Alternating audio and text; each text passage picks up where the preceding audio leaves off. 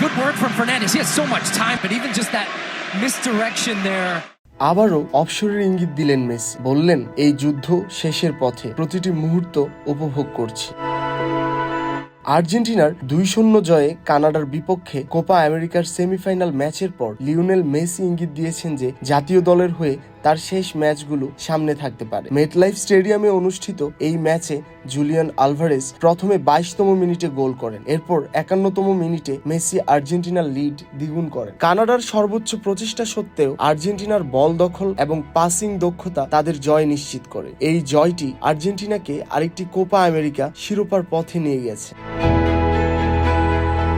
Messi 37 বছর বয়সী এই টুর্নামেন্টে তার গোল খরা ভেঙেছেন। ম্যাচ শেষে তিনি অবসরের ইঙ্গিত দিয়ে বলেন, হ্যাঁ আমি জানি এই যুদ্ধ শেষের পথে, তাই প্রতিটি মুহূর্ত উপভোগ করছি। তিনি আরো বলেন, আবার একটি ফাইনালে পৌঁছানো সহজ নয়, আমাদের প্রতিটি মুহূর্ত উপভোগ করতে হবে। আর্জেন্টিনা 2022 সালে ফাইনালিসিমা এবং ফিফা বিশ্বকাপ জয়ের পর টানা তৃতীয় শিরোপা রক্ষা। এমি মার্টিনেজ এবং লাউতারো মার্টিনেজের মতো সতীর্থরা তো রয়েছেই। মেসির গোলটি এনজো ফার্নান্দেসের সঠিক পাস থেকে আসে, যা আবারও তার অসাধারণ দক্ষতা প্রদর্শন করে। আন্তর্জাতিক আশিকুর রহমান, আনন্দ আলো।